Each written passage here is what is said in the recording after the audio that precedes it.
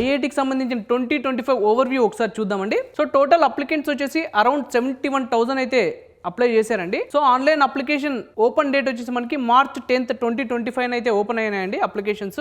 So అలానే ఆ application last date వచ్చేసి మనకి April 15th 2025 అయితే last date. So exam conduct చేసిన డేట్ వచ్చేసి మనకి May 25th 2025 అయితే ఎగ్జామ్ కండక్ట్ చేశారు. సో ఎగ్జామ్ సంబంధించిన రిజల్ట్స్ వచ్చేసి June 24, 2025 అయితే రిజల్ట్స్ అనౌన్స్ చేశారండి. సో ద కౌన్సిలింగ్ పీరియడ్ వచ్చేసి మనకి July 7th 2025 నుంచి September 17th 2025 వరకు కౌన్సిలింగ్ అనేది కండక్ట్ చేశారు. సో ఈ కౌన్సిలింగ్ టోటల్ 9 రౌండ్స్ అయితే ఉన్నాయండి.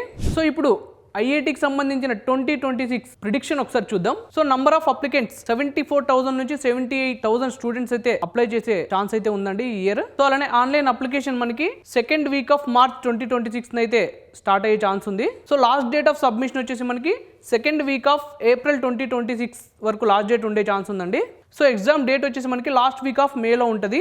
దాని రిజల్ట్స్ వచ్చేసి మనకి లాస్ట్ వీక్ ఆఫ్ జూన్లో రిజల్ట్స్ ఉంటాయి. సో ఎక్స్పెక్టెడ్ కౌన్సిలింగ్ వచ్చేసి మనకి ఫస్ట్ వీక్ ఆఫ్ July 2026 నుంచి సెకండ్ వీక్ ఆఫ్ September 2026 వరకు కౌన్సిలింగ్ జరిగే ఛాన్స్ ఉందండి. సో ఎక్స్పెక్టెడ్ కౌన్సిలింగ్ వచ్చేసి అరౌండ్ 9 to 10 రౌండ్స్ అయితే జరగచ్చు. సో ఈ రౌండ్స్ అనేది మనకి సీట్స్ అవైలబిలిటీ బట్టి ఈ రౌండ్స్ అనేది పెరగడం లేదా తగ్గడం జరుగుతుందండి. సో ఐఐటికి సంబంధించిన ఎగ్జామ్ ప్యాటర్న్ ఒకసారి చూద్దామండి. సో ఇది ఆన్లైన్ కంప్యూటర్ బేస్డ్ టెస్ట్ అండి. మీడియం వచ్చేసి మనకి ఇంగ్లీష్ అండ్ హిందీ లాంగ్వేజెస్ లో అయితే ఉంటుంది. డ్యూరేషన్ వచ్చేసి 3 hours అయితే కండక్ట్ చేస్తారండి ఎగ్జామ్.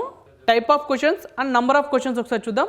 మ్యాథమెటిక్స్ 15 క్వశ్చన్స్ అయితే ఉంటాయి. ఫిజిక్స్ 15 క్వశ్చన్స్ అయితే ఉంటాయి. కెమిస్ట్రీ 15 క్వశ్చన్స్ ఉంటాయండి. బయాలజీ 15 క్వశ్చన్స్ ఉంటాయి. టోటల్ 60 క్వశ్చన్స్ అయితే ఉంటాయండి. ఈచ్ కరెక్ట్ ఆన్సర్ కి +4 మార్క్స్ అయితే యాడ్ అవుతాయండి. ఈచ్ ఇన్కరెక్ట్ ఆన్సర్ కి -1 మార్క్స్ అయితే డిడక్ట్ అవుతాయి.